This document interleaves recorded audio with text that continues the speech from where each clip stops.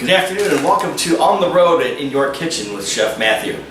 Today we're going to be making a white chicken and chanterelle mushroom lasagna. We're going to be using chanterelle mushrooms foraged here from the mountains around Portland, free-range chicken breast, locally cured pepper-crusted bacon, and this will be a delicious cold weather change on a typical lasagna. So as you can see here, what I've done is I've cubed up some of this black peppercorn crusted bacon. One thing important to know about bacon is one of the few items, as a matter of fact about the only item I can think of, that you want to start in a cold pot. So what you want to do is put it in a cold pot, bring the temperature up. That allows the fat to render out, giving it more time to cook the fat into the pot, which we'll then use to thicken our milk and stock combination for our bechamel sauce. Okay, so now you can see I've rendered the fat from the bacon and removed the bacon and put it on a paper towel to the side, leaving the fat in the pot. To that I've added about a heaping half a cup of flour. I use bread flour. It's got a higher gluten content. It'll thicken more efficiently with a little bit less flour. So now I'll just cook that for a minute. We don't really want to add any color to that because we want our bechamel to have a nice white color to it. So in a minute I'm just going to add our milk and chicken broth to this and bring it to a simmer and let it thicken up. To that I will add a pinch of nutmeg to give it a little bit of a nutty flavor. So that is our next step, and then we'll move from that on and we will go ahead and make our ricotta mixture to lay our lasagna in, and then prep our mushrooms next. Okay, so we can see our bechamel now coming nicely to a slow boil. We want to control that because we don't want it to break. We want it to come to a low simmer and not a boil. And at the same time, keep in mind that we're going to be using this sauce to cook our pasta in. So we don't want it to be too thick either, because we need that liquid in the sauce to actually cook our pasta, and then we'll all kind of bind up when it cooks. So we're going to let that sit for a minute, simmer lightly, and go ahead and prepare our ricotta cheese mixture. Okay, so for our ricotta cheese mixture, very straightforward. Your typical quart size ricotta cheese, part skim, whole, whatever you like to choose, doesn't matter. So go ahead and dump that in here. Boom. 2 eggs, cracked right into here. Obviously trying to get no shell in there. Again, the best way to crack an egg on a flat surface. It creates a score around there. Pops it open. No shell. That becomes a bigger problem when you're working and doing things where you can have no egg white in there or no egg yolk, as the case may be.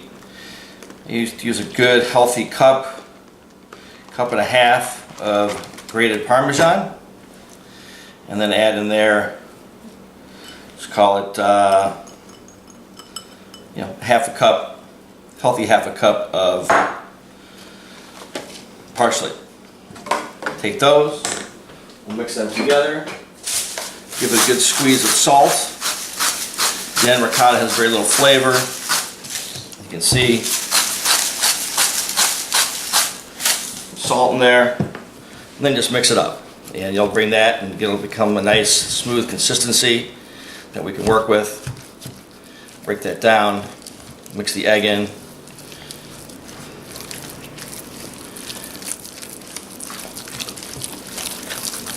Just like that. Okay? I like to use the rubber spatula. It seems to work well, and that will be the tool that we use when we go ahead and start spreading this on our noodles when we start building our actual lasagnas in the pan. And voila, finito. Okay, so our bechamel is done here, and I want to show you guys what I mean here by the consistency.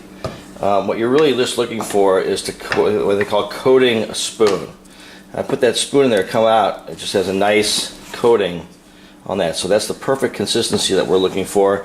Not too thin, not too thick. It will thicken up it'll cook our noodles nicely, and at the same time it will thicken up as it cooks and provide us with a nice moist finished product. Okay, so now we're going to start working with our chanterelle mushrooms. Again, these I bought today at the store. Absolutely beautiful specimens, foraged from the mountains around here, around Oregon, Washington State. An absolute plethora of accessibility and quantities of all kinds of wild mushrooms. Chanterelles are one of my favorites. Something else I want to point out to you guys is we're going to saute these, reduce them, get the moisture out of them, and then we're going to add some garlic to that.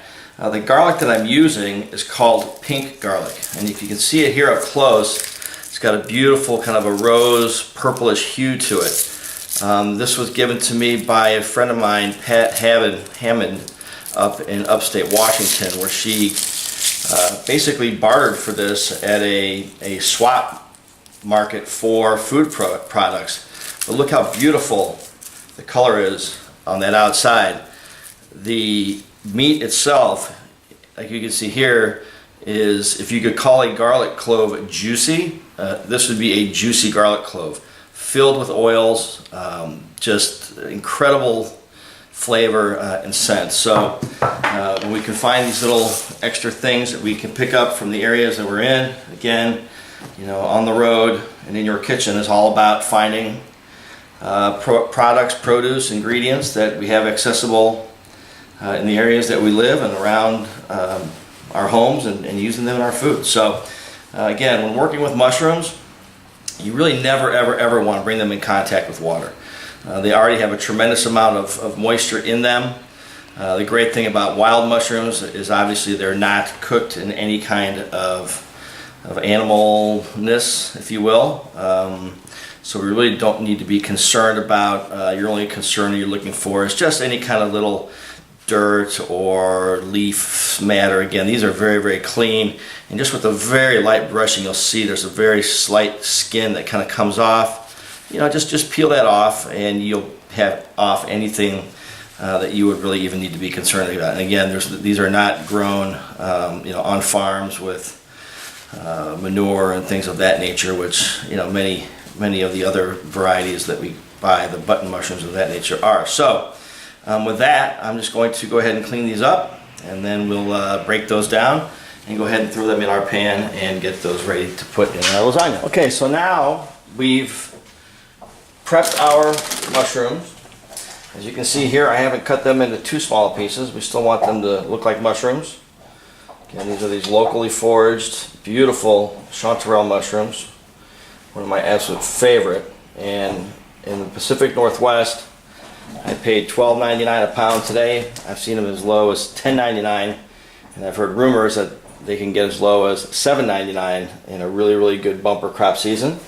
In Chicago, just to give you an idea, you can go to Whole Foods and probably get them for about $30 to $40 a pound. So quite a delicacy. In addition to that, we're going to have our garlic that we're going to add to there. A little bit of marjoram or thyme. I don't have any thyme right now. No pun intended. And then we're going to deglaze the pan here with a little bit of sherry, California sherry, which will give it a real nice flavor. And then we'll fold back in our pepper crusted bacon that we've already gone ahead and rendered the fat and used that. And then we will start to compose our lasagna. So important point to note, when sauteing mushrooms, you really want to get a good heat going if you're going to get any chance of getting any kind of browning in there. Again, they're mostly water as it is, so once that water starts to release from the meat, at that point you have little or no chance of being able to get any browning on the mushrooms at that point. So let's give it a test here. Once you get that sizzle on there, we can go ahead and add our mushrooms and get that going. That other very important point, if you want anything to brown, you cannot move it. Leave your food alone, grab a cocktail, grab a beer if you can't keep your hands to yourself, but do not move the mushrooms until We get a nice brown on the one side, and again, that will probably be our only chance to get that color on the mushroom. So with that, I'll get back to you in a second as soon as they are brown. So as you can see, in virtually less than 2 minutes, that moisture releases, and I don't even know if I got a brown on there, quite frankly, before they started to sweat. Again, that's okay. We will reduce that moisture, cook off a bunch of that moisture. Again, our mushrooms are going to reduce by probably, easily a third, if not more. I do have some fresh thyme, and real quickly I'm going to show you guys how to, just to get the parts off that we want. You just hold it like this and go against the grain, pull off what you want there. Some of those little stems are still pretty tender. When you get to the tip, you just pull it off and cook with that, because that's still very, very tender. And that's how you get thyme to be in working state. So as you can see now, in another short period of time, just a couple quick minutes, all that moisture has evaporated. Okay. We might be able to get a little bit more browning now on the bottom, now that that moisture is gone. But what I'm also going to do down here is going to add our garlic. Once we add our garlic, we only want to cook that for, again, very short period of time, just because the garlic has a lot of sugar in it, a lot of lecithin. If you ever handle chopped garlic, it feels very sticky in your fingers. That's the lecithin in the garlic. And it's basically a form of sugar. So once we've added the garlic, we really want to just give it a quick stir. Give it 30 seconds. Not much more. When using fresh herbs, we always want to add those at the end. When using dried herbs, you want to add them at the beginning. Fresh herbs will lose their flavor profile fairly quickly once they hit the heat. So we want to add those at the end, and you add twice as much fresh as you would dried when cooking. So now what I'll do is I'll add a good half a cup of sherry.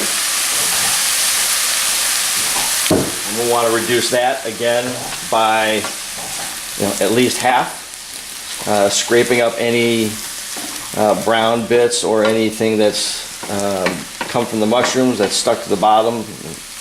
Process called deglazing. For those of you who don't know, it's also a great way to clean a pot. If you have a pot that's got a lot of stuff stuck on the bottom, put it on heat on your stove, and then add some water to that when the pot's really hot, and it will release anything that's sticking to the bottom of your pan that you might otherwise have to spend time and effort scraping off at the sink. Okay, now with the heat off, I'm going to add the bacon that I've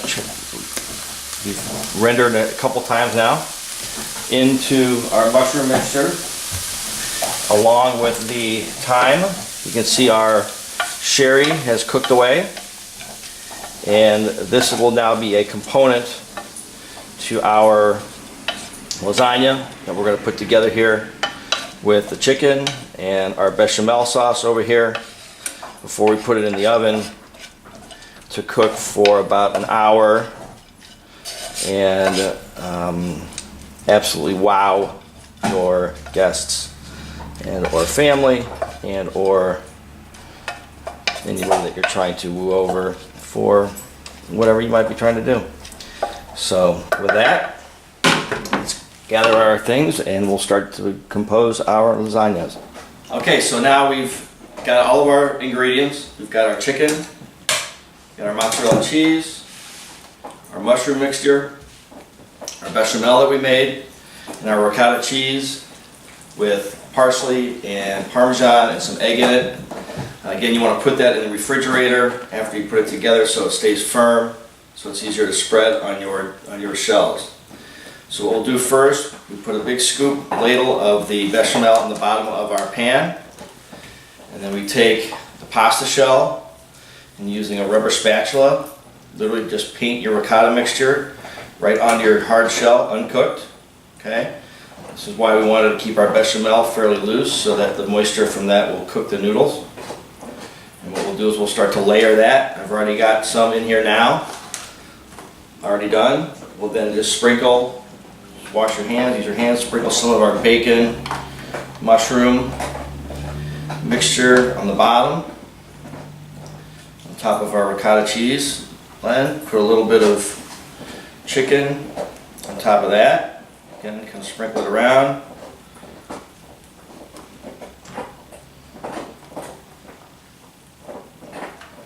And then we'll add just another light sprinkle of Parmesan on top of that. We don't want to go too heavy, we want to have more fine layers and any real thick layers. And then what I like to do then is we'll add just another drizzle of our bechamel over that.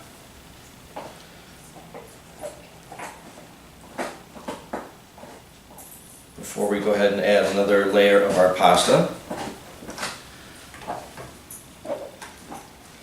And we'll continue to do that until we have 3 layers deep. And then we'll just top it with some bechamel on the top and some extra cheese. And we'll put it in a 350-degree oven for, we'll call it an hour. And we'll see what we have. Alright, so now we've got our completed lasagnas. We had exactly enough ingredients to make 2 of them, 3 layers deep, finished off with the bechamel sauce on top and fresh cheese. And now we're going to take these and put them in a 350-degree oven for an hour. Again, that extra bechamel is going to cook the pasta and get it nice and finished without being too firm or too runny. And I'll show you guys what it looks like when it's done. So here's one of our lasagnas that just came out. It came out at an hour. As you can see, it's just slightly brown on the outside, still fairly white around. And the reason I did this is because I'm going to want to reheat this again tomorrow at a different location, and I don't want to be overdone by the time I cook it at that point. So I pulled it out just a little bit early so I can put it in tomorrow, warm it up, and let it brown one more time. Our other one is still in the oven, another about 15 minutes, and we'll take that one out in a minute. Okay, there's the final product. Pre-tasting.